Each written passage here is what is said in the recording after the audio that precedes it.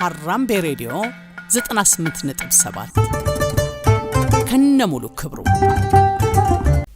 ቪኒሺየስ ጁኒየርና ሰሞናዊው የእግር ኳሱ ዓለም ትኩሳት ብራዚላዊያን በብሔራዊ ቋንቋቸው በፖርቹጊዝ ቪኒሲዮስ ጆዜ ፓይሻው ጆሊብራ ጁኒየር ይሉታል። ባለድንቅ ተሰጥኦውን የሪያል ማድሪዱን አጥቂ ቪኒሺየስ ጁኒየርን ቪኒሺየስ እንዳለመታደል ከማራኪ ያብዶ ክህሎቱ ከውጤት ቀያሪነቱ በላይ ውዝግቡ የመገናኛ ብዙሃን ርዕስ ነው። ደመቁጡ አጥቂ ከተቃራኒ ቡድን ተጫዋቾችም ሆነ ከደጋፊዎች ጋር በተደጋጋሚ ሲጋጭ ይስተዋላል። የዳኛን ውሳኔ ሲቃወምና ሲጨቃጨቅ ማየትም እንግዳ አይደለም። በዚህም የቢጫ አለፍ ሲልም የቀይ ካርድ ሰለባ የሆነባቸውን ተደጋጋሚ አጋጣሚዎች ማንሳት ይቻላል። ጥያቄው ለምን የሚለው ነው።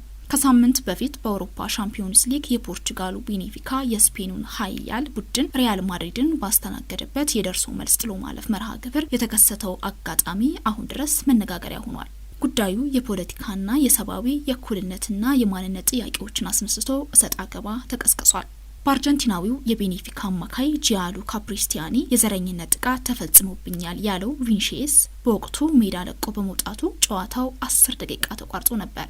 በሪያል ማድሪድ ማሊያ በቆየባቸው 8 ዓመታት ውስጥ ቪኒሺየስ ዘረኛ ስድብ ተሰድቤያለሁ የሚል ቅሬታ ሲያቀርብ ይሄኛው ሀይኛው ሆኖ ተመዝግቧል።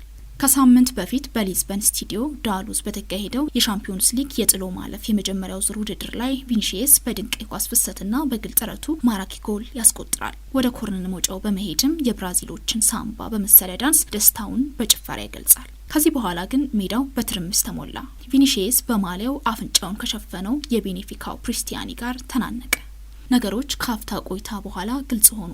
ቪኒሺየስ በፕሪስቲያኒ ዘር ተኮር ስድብ ደርሶብኛል ባይ ነው። ፕሪስቲያኒ ደግሞ ውንጀላውን አስተባብሏል። አጋጣሚው ግን የእግር ኳሱን ዓለም ለሶስት ከፍሎታል።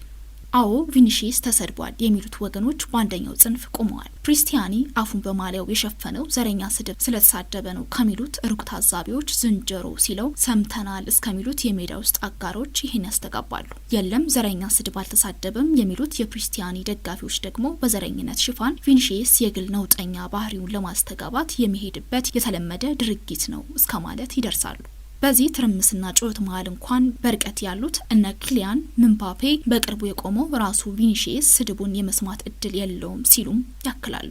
ሶስተኛው ግን አዎም የለም ለማለት የአውሮፓ እግር ኳስ ማህበርን ውሳኔ እየተጠባበቀ ነው። ፕሪስቲያኒ 5 ጊዜ የዘረኛነት ስድብ ሲሳደብ ሰምቸዋለሁ ያለው ምባፔ የእግር ኳሱ አስተዳደር አስተማሪ ውሳኔ እንዲያሳልፍ ጠይቋል። ከዘረኝነት ጋር የተያያዘ ስድብ አልተሳደብኩም የሚለው ፕሪስቲያኒ በበኩሉ ፍናፍንታም ነው ያልኩት ብሏል። በጾታ ጉዳይ ቀልድ የማያውቁት አውሮፓውያን የማይነካውን ነክተሃል ብለው ቅጣት ለማሳለፋቸው ግን ምንም አይነት ዋስትና የለም። ከፕሪስቲያኒ ጎንኝ ያለው የቀድሞ የፓራጓይ ብሔራዊ ቡድን ግብ ጠባቂ ጆዜ ሉዊስ ቺላቨርት ነገር ቆስቋሹ ራሱ ቪኒሺየስ ነው በማለት ወቅሶታል። ቺላቨርት በነካካ እጁ ምባፔን ጎሸም አድርጎታል። ጾታዋን ከቀየረች ሰው ጋር ወዳጅ የሆነው ምባፔ ስለ ዘር የመቆርቆር ሞራል የለውም ብሎታል። በእርግጥም ምባፔ ከ1 ዓመት በፊት የተለያያት ፍቅረኛው ራው ኤኒስ ጾታዋን ከወንድ ወደ ሴት የቀየረች ሞዴሊስት መሆኗን በቃለ መጠይቋ አረጋግጣለች። ዌይን ሩኒና ቴር ኦንሪን የመሳሰሉ የእግር ኳሱ ዓለም ከዋክብት ቪኒሺየስን በመደገፍ ፕሪስቲያኒን ኮንነዋል። ለአማዞን ፕራይም ቪዲዮ አስተያየታቸውን የሰጡት ሞገደኛው ጆዜ ሙሪኒዮ ለድርጊቱ መቀስቀስ ለችግሩ መቀጣጠል ተጠያቂ ያደረጉት ቪኒሺየስን ነው። ጎል ካስቆጠረ በኋላ ያልተገባ ጭፈራ በቤኔፊካ ደጋፊ ፊት አሳይቷል ሲሉ ይተቻሉ። ዩዜቢዮን የመሰሉ ድንቆች የከበሩበት መሆኑን በመጥቀስ ቤኔፊካ በዘረኝነት አይታማም ብለዋል። የሞሪኒዮ አስተያየት ላይ የሰላ ትችት ከሰነዘሩት ውስጥ የኳስ ተንታኙ ጀሚ ኦሃራ ይጠቀሳል። ስለ ደስታ አገላለጽ መስፈርት የሚያወጣው እሱ ማን ነው? ሞሪኒዮ ቡድኑ ሲያሸንፍ እንደ እብድ ሜዳ ውስጥ ሲሮጥ አልነበረም? የተቃራኒ ቡድን ደጋፊ ፊት በመሆን አፋችሁን ስጉ በሚል አይነት ጣቱን ከንፈሩ ላይ አላደረገም? በማለት እሳቸው ስሜታዊ ሆነው የሚያስወቅሳቸውን ድርጊት እየፈጸሙ የቪኒሺየስን የደስታ አገላለጽ የወቀሱበትን ትችት ተችቷል። በርካቶች ቪኒሺየስ ጎል ካስቆጠረ በኋላ ባሳየው የደስታ አገላለጽ ቢጫ ካርድ ማየት አይገባውም በማለት ፈረንሳዊውን ዳኛ ፍራንሷ ለቴክሲን ውሳኔ ኮንነዋል። በእርግጥ ቢጫ ካርዱ ጎል አግብቶ በመጨፈሩ የተሰጠ ሳይሆን ካፍታ በኋላ ለተቃራኒ ቡድን ደጋፊዎች ባሳየው ምልክት እንደሆነ ዘግይተው የወጡ ተንቀሳቃሽ ምስሎች አረጋግጠዋል። ያም ሆኖ ከፕሪስቲያኒ እኩል ሞሪኒዮ ላይ የሚሰነዘረው ወቀሳ ጨምሯል። ዲዲዬ ድሮግባንና ሳሙኤል ኤቶን የመሳሰሉ አፍሪካዊ ተጫዋቾችን በማሰልጠን ስኬታማ ጊዜ ያሳለፉት ሞሪኒዮ የፕሪስቲያኒን ስህተት ለመሸፋፈን የዩዜቢዮን ስም ማንሳታቸው ዩዜቢዮ ቤኔፊካ ሳለ ይደርስበት የነበረውን ዘረኝነት ዘንግተውት ነው ወይ አስብሏቸዋል። ስፔናዊው የእግር ኳስ ኤክስፐርት ጌም ባላጌ ቪኒሺየስ የሚያደርጋቸውን ግልጽ ተቃውሞዎች የማንነት ተጋድሎ በማለት ያደንቃል። ዘረኞች የዘረኝነት ድርጊታቸውን እስካላቆሙ ቪኒሺየስም እምቢ ባይነቱን ማቆም የለበትም የሚለው ጌም ተጋድሎውን ከአልጄሪያዊው የነጻነት ታጋይ ፍራንስ ፋነን ጋር አመሳስሎታል። ፋነን ብላክ ስኪን ዋይት ማስክ በሚለው ተወዳጅ መጽሐፉ ጥቁሮች እንደ ሰው ተቀባይነት ለማግኘት 2 እጥፍ መታገል እንደሚገባቸው ጠቅሷል። ጌም ባለስልጣናት ደንቦቻቸውንና እርምጃዎቻቸውን እንዲያጠናክሩ የታገለ መድሎን የተቃወመ ዓለም አቀፍ ጀግና በማለት ቪኒሺየስን አወድሶታል። በእርግጥ ለምን ቪኒሺየስ ላይ ነገሮች ተቀጣጠሉ የሚሉ ጥያቄዎች አልጠፉም።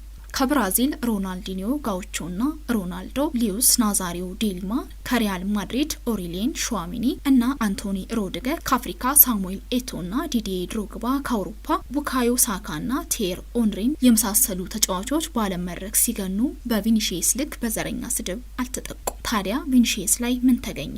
ለዚህ ጥያቄ 2 መልሶች ይሰነዘራሉ። የመጀመሪያው እንደ ሮናልዲኒዮና ዳኒ አልቬስ የዘረኝነት ስድብን በፈገግታ ማለፍ የሚችል ትከሻ ስለሌለው በማለት የቪኒሺየስን ብርቱ ታጋይነት ያወሳሉ።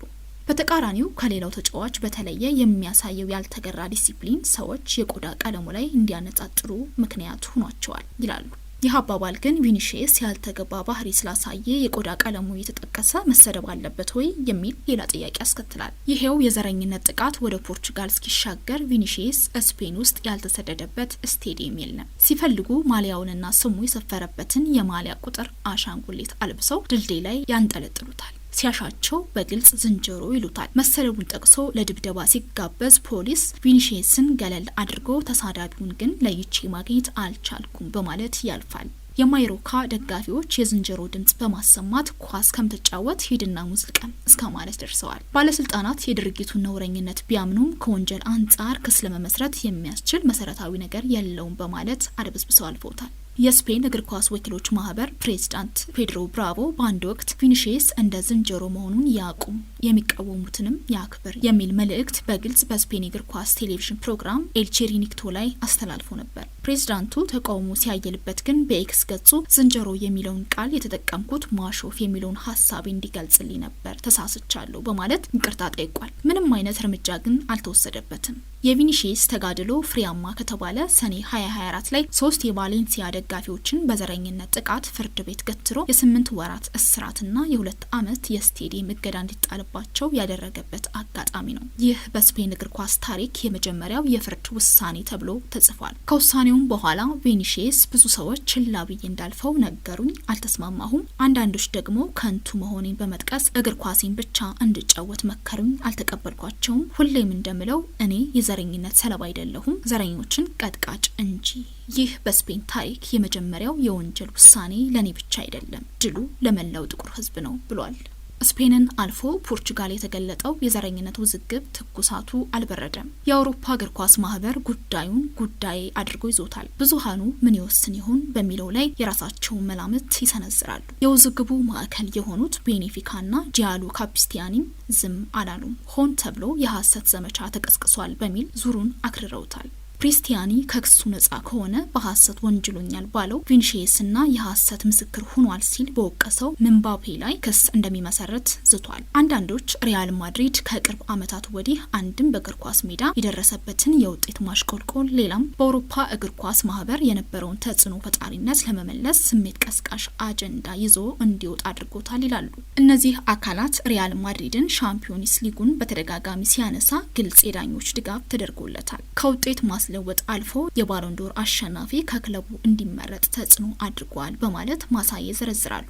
ሪያል ማድሪድን የዘረኝነት ጉዳይ ካሳሰበው ቪኒሺየስ በግሉ ይህን ያህል ሲታገል ክለቡ እንደ ክለቤት ነበር፣ ምንስ እየሰራ ነው በማለት ይጠይቃሉ። ሀራምቤ ሬዲዮ 98.7 ከነሙሉ ክብሩ